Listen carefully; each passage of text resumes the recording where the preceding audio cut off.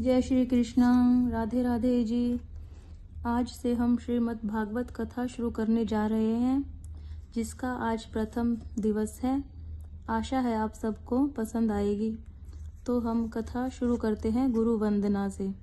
आइए करते हैं गुरु वंदना। बोलिए सतगुरुदेव महाराज जी की जय हो। वंदो सतगुरु चरण को, करूं सप्रेम प्रणाम।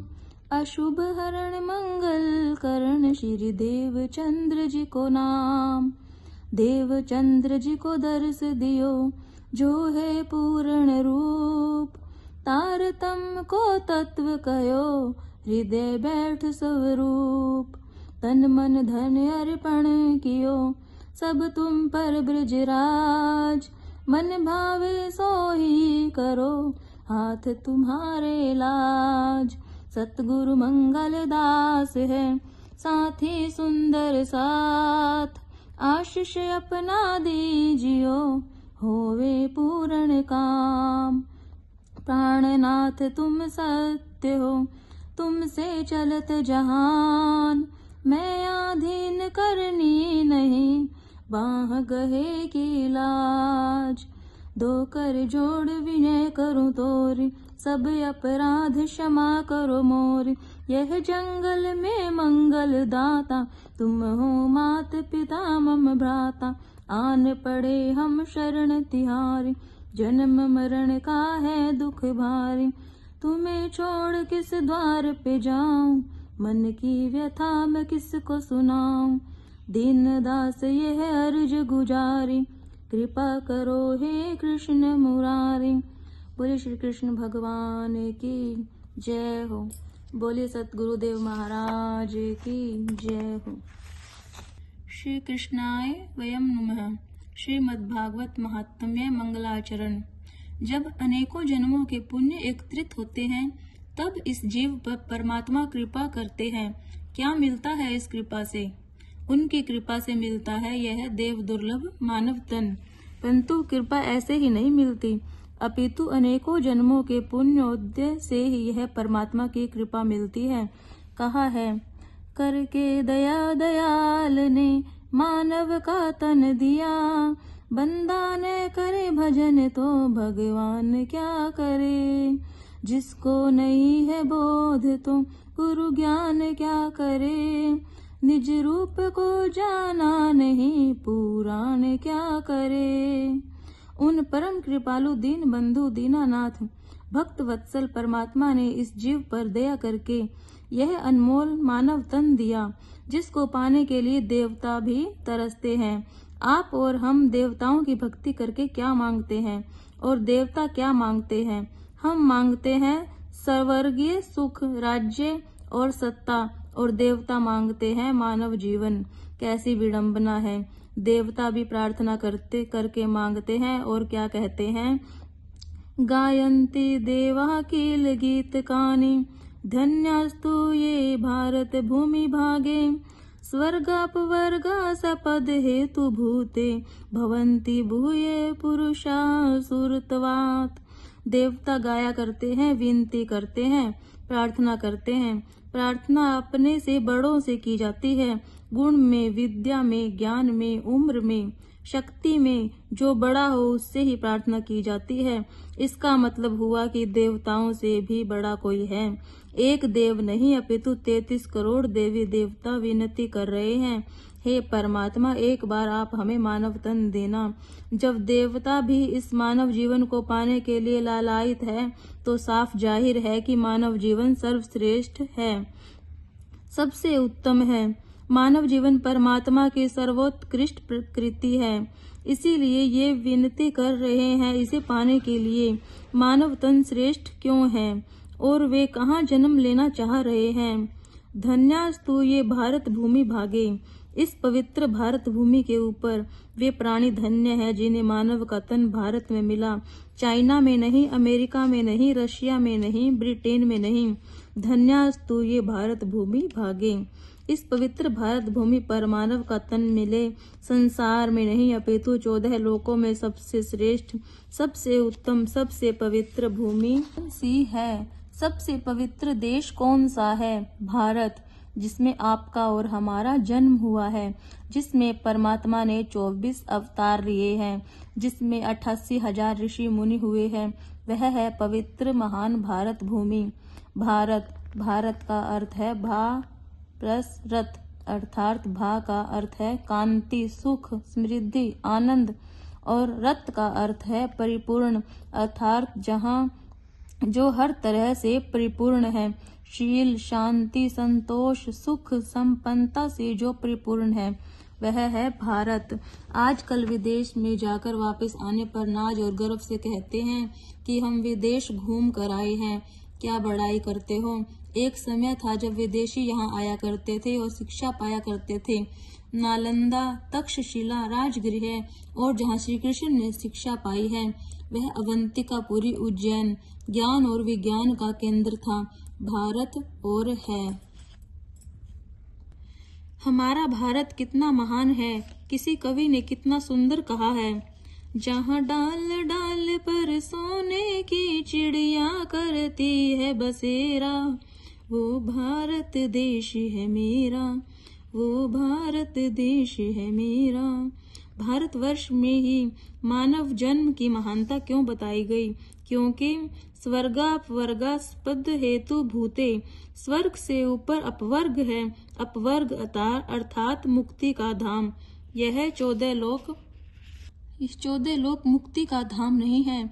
यहाँ से फिर आवागमन के चक्कर में पड़कर 184 जीव योनियां भोगनी पड़ती है, फिर मानव जन्म लेकर मुक्ति की राह पर चलना पड़ता है।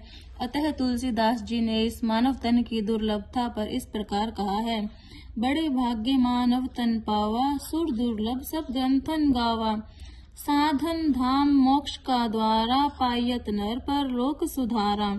देवताओं को भी मानव जीवन मिलना दुर्लभ है, अतः देवता भी परमात्मा से विनती करते हैं, हे परमात्मा हमें मानव तन दो।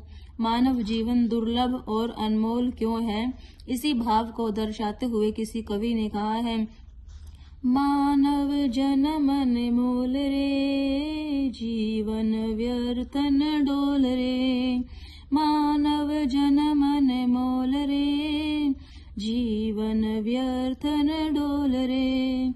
अब तो मिला है फिर न मिलेगा, अब तो मिला है फिर न मिलेगा, ऐसा अवसर अनमोल रे, जीवन व्यर्थ न डोल रे, ऐसा अवसर अनमोल रे, जीवन व्यर्थ न डोल रे।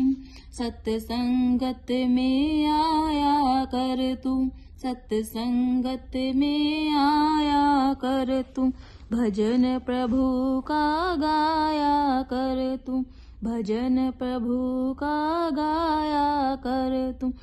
शाम सवेरे उठ के बंदे, शाम सवेरे उठ के बंदे, प्रभु का ध्यान लगाया कर तू, ना लगता कोई मोल रे, जीवन व्यर्थ न डोल रे, मानव जन्म अनमोल रे, जीवन व्यर्थ न डोल रे।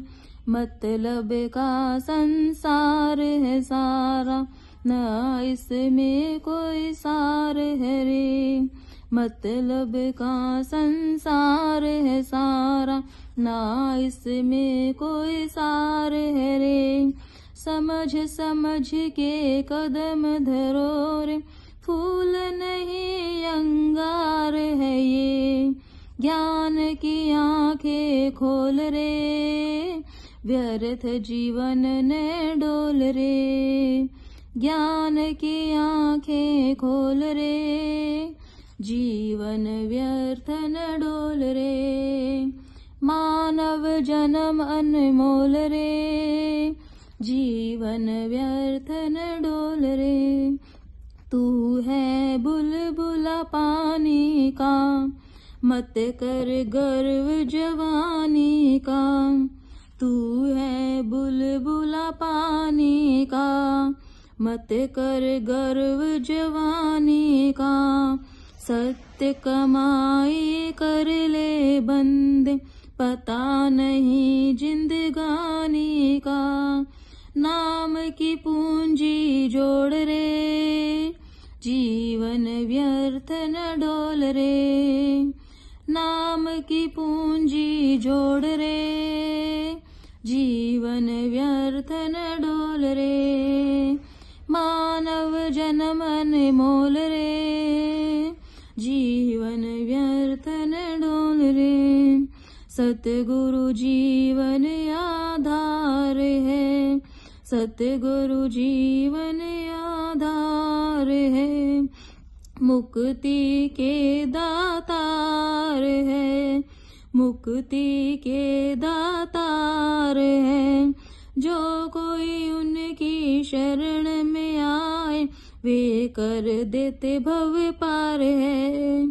चरण पकड़ दिल खोल रे, मानव जन्म अनमोल रे। चरण पकड़ दिल खोल रे, जीवन व्यर्थ न डोल रे। मानव जन्म अनमोल रे, जीवन व्यर्थ न डोल रे। जय श्री कृष्ण। हे सुंदर साथ जी, यह मानव जन्म जो परमात्मा की कृपा से और अनेकों जन्मों के पुण्य उद्योग के कारण हमें प्राप्त हुआ है, उसे व्यर्थ मत गंवाओ। फिर कभी यह अनमोल हीरा मिले या ना मिले, कौन जाने। इस संसार के सभी संबंध मिथ्या है, असत्य है। एक नौजवान किसी महात्मा की कथा सुनने हर रोज जाता था, किंतु 10 मिनट में ही कथा के बीच में उठकर चला जाता था। ऐसा देख महात्मा ने एक दिन पूछ ही लिया, बेटे प्रवचन पूरा सुना करो, बीच में ही क्यों चले जाते हो। युवक ने बड़े विनम्र शब्दों में हाथ जोड़कर कहा, महाराज मैं अपने माँ बाप का एकमात्र पुत्र हूँ।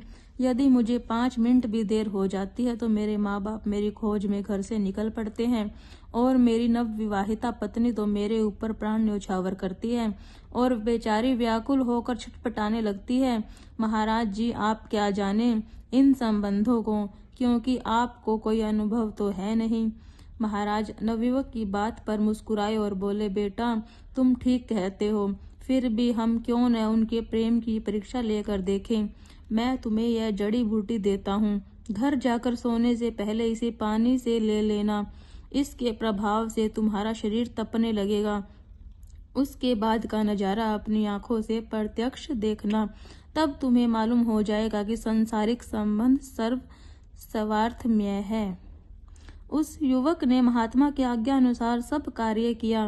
प्रातः काल जब देर तक पति देव सोकर नहीं उठे तो पत्नी ने कहा, हे साजन उठो, सुबह के 8 बज गए हैं। कोई उत्तर न पाकर जब हाथ लगाकर जगाने लगी तो देखा शरीर तो आग की तरह जल रहा है। घबरा कर सास ससुर के पास आई और सब कुछ बताया तो माता पिता भी बेचैन हो उठे।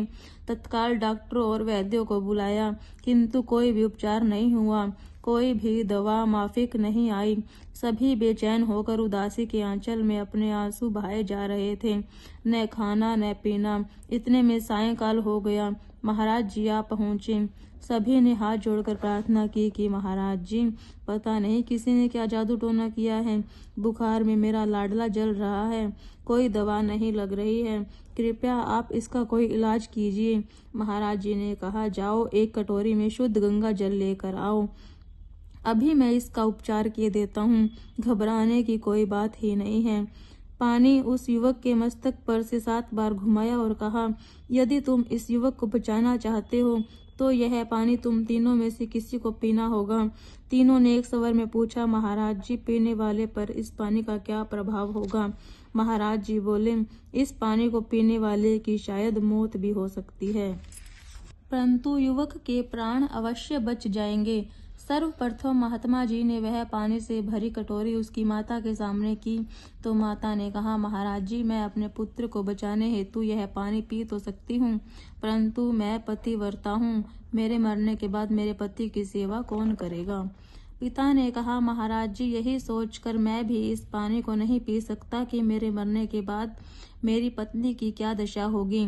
और यह तो मेरे बगैर जी ही नहीं सकती।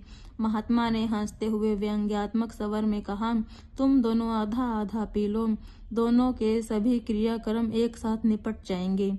नकारात्मक उत्तर पाकर महाराज जी ने वह पानी की कटोरी पत्नी की ओर करते हुए कहा, बेटी यह पानी तुम पी जाओ, तुम तो अर्धांगिनी हो, माता पिता से भी ज्यादा तुम्हें अपने पति से प्यार है, लो। पत्नी ने कहा, महाराज जी मैं तो अभी 6 मास से ही इस घर में आई हूँ, मैंने तो अभी सांसारिक सुख भोगे तक नहीं है, मैं कैसे अपने जीवन लीला समाप्त कर सकती हूँ। इस प्रकार सभी ने जो कहते थे कि तुम्हारे लिए हमारी जान भी हाजिर है, पानी पीने से इनकार कर दिया और ऊपर से महात्मा जी से कहने लगे, महाराज जी आप ही इस पानी को पीने की कृपा करें, क्योंकि आपके पीछे कोई रोने वाला भी नहीं है और आप हमेशा परोपकार करने का उपदेश भी दिया करते हो, तो इससे बढ़कर और परोपकार क्या हो सकता है। हम आपका श्राद्ध व ब्राह्मण भोज हर साल कर दिया करेंगे। महात्मा जी हंसे और एक ही घूंट में वह पानी पी गए। युवक को सभी के प्रेम का अनुभव हो गया था, उठा और महात्मा जी के चरणों में पड़कर विनती की, हे महाराज आपने मेरी ज्ञान की आंखें खोल दी है, मैं संसार की स्वार्थपरता को अच्छी तरह से जान चुका हूँ।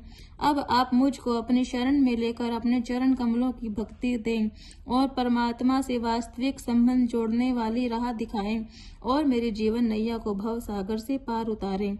इससे हमें शिक्षा मिलती है कि सतगुरु ही मुक्ति प्रदाता होते हैं। जीवन की नश्वरता का बोध मानव को कराकर वैराग्य भाव की उत्पत्ति कराते हैं और भक्ति मार्ग पर चलाते हैं तथा अजर अमर अविनाशी श्री कृष्ण से प्रेम का बंधन जोड़ देते हैं, आवागमन के चक्र से छुड़ा देते हैं। हमारा अहो भाग्य है कि हमें मानव जन्म मिला। मानव तन का सार यही भजमन कृष्ण मुरार, बिना भजन भगवान के ये जीवन है बेकार। भजमन नारायण नारायण नारायण, श्रीमन नारायण नारायण नारायण, स्वामी नारायण नारायण नारायण, प्यारे नारायण नारायण नारायण, भजमन नारायण नारायण नारायण। जय श्री राधे, जय श्री श्याम। आज की कथा को हम यहीं विश्राम देते हैं और मिलते हैं कल। जय जय श्री राधे।